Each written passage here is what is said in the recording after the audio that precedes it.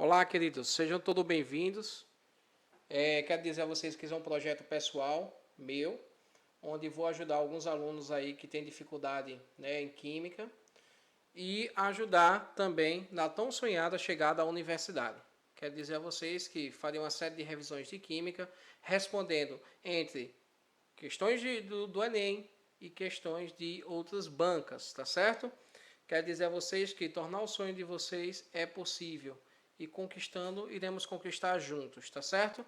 Vamos lá, pessoal. Nessa primeira parte vai ser separação de misturas, parte 1, como já dito a vocês, será com questões apenas do Enem. Caiu em edições anteriores. Então vamos lá, gente.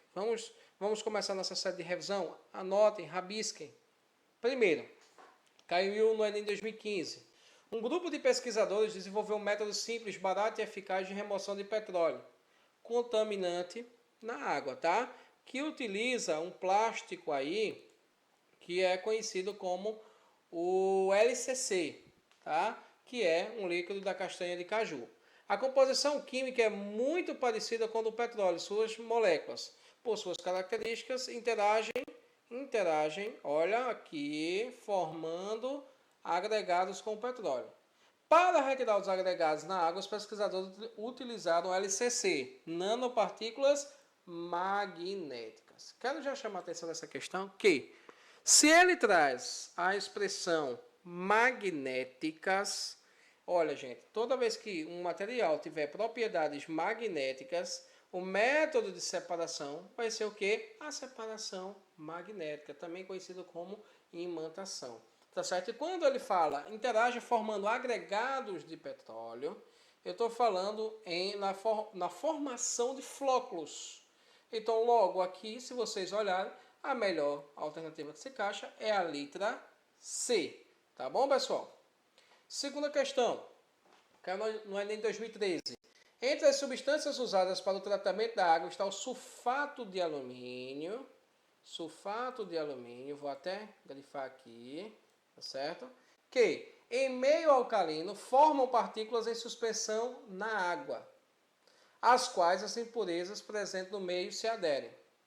O método de separação comumente utilizado para retirar o sulfato de alumínio com as impurezas, galera, toda vez, olha aqui, partículas em suspensão na água.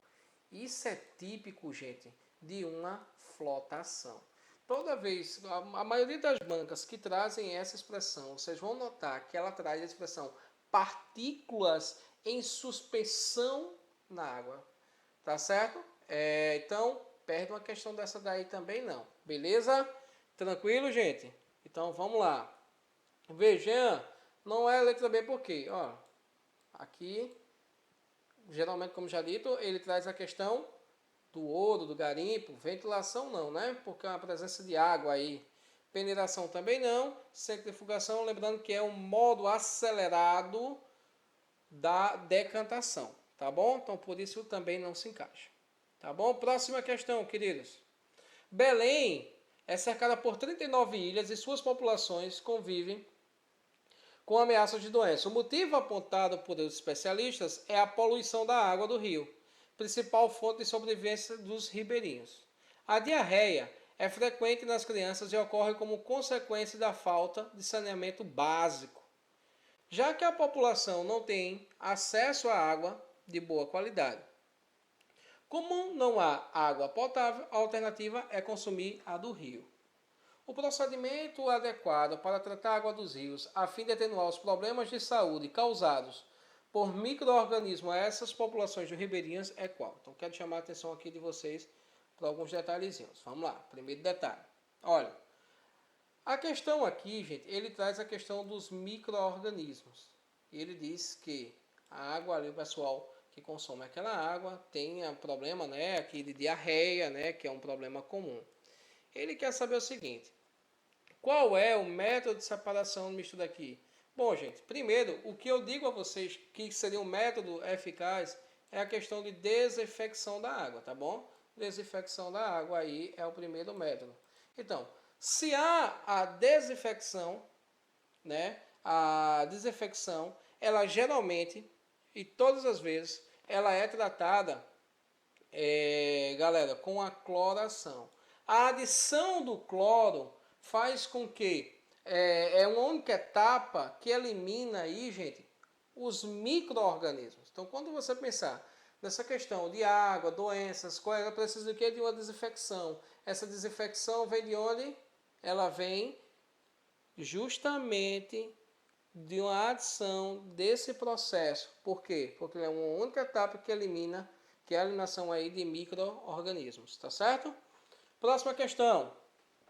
Caiu no Enem 2010. Em vista a uma usina, né, um grupo de alunos pôde observar uma série de processos de beneficiamento da cana-de-açúcar, tá certo? Entre os quais se destacam. Aí vamos lá. Primeiro, vou até pegar o lapisinho aqui para a gente destacar junto. Vamos lá. A cana chega cortada, né, da lavoura por meio de caminhões e é despejada em mesas, né? Antes de ser esmagada para a retirada do caldo, toda a carne é transportada por esteiras e passada, gente, aquilo que eu disse a vocês na questão anterior, eletroímã. Eletroímã tem o quê? Propriedade do quê? O ímã atrai o quê? Materiais magnéticos para retirada de materiais metálicos. Olha que aqui ele trouxe outras características para a retirada de materiais metálicos. Então aí é o que? Separação magnética. Segundo, após esmagar a cana, o bagaço segue para as caldeiras, que geram vapor e energia para toda a usina. Gente, vamos lá, pensa comigo. Se há um esmagamento, o esmagamento é para a retirada de quê? Do caldo primário. Toda vez que ele retira esse caldo primário, ele está fazendo o quê? Uma extração. Tá certo? Ele está fazendo uma extração. Aí depois ele diz, o caldo primário, resultante do esmagamento, é passado por filtros que sofrem o quê? Tratamento para transformado, refinado, o açúcar refinado e etanol. Ou seja, filtros é derivado de quê? De filtração. Então, a melhor alternativa que se encaixa aqui é a alternativa C. Tá bom, galera? Próxima questão. O principal processo industrial utilizado na produção do fenol é a oxidação, né, do cumeno. Tá bom? A equação mostra que esse processo envolve a formação desse composto aí, né? O hidróxido peróxido. Que em seguida, né, era composto em fenol e cetona, ambos usados na indústria química como precursores de moléculas mais complexas. Após o processo de síntese, esses dois insumos devem ser separados para comercialização individual. Ele diz o seguinte, gente, considerando as características físico-químicas de dois insumos formados, o método utilizado para a separação de misturas em escala industrial é o que? Veja. Toda vez que eu tenho, isso aqui é mais visto lá em química orgânica, mas já destacando, quando eu tenho essa hidroxila aqui, né, ligado ao anel aqui, eu tenho um fenol. Toda vez que eu tenho uma dupla ligação, que venha de um carbono, que tem a presença, né, de um carbono, ele é uma cetona. Então veja, a questão aí é que elas são substâncias o quê? Polares, tá certo? Onde o fenol, por ter ligação de hidrogênio, chega a ser mais que a cetona. Então, logo o processo que melhor se encaixa aí, gente, é um processo de destilação fracionada. Lembrando que a destilação fracionada são por diferenças de temperatura, tá? É um método de separação que são por diferença de temperatura. Que se difere de quê? Das substâncias de destilação simples, que, por exemplo, é um sólido líquido, onde o ponto de ebulição são muitos, muito mesmo diferente. Por exemplo, aí um açúcar e água, sal e água, tá certo?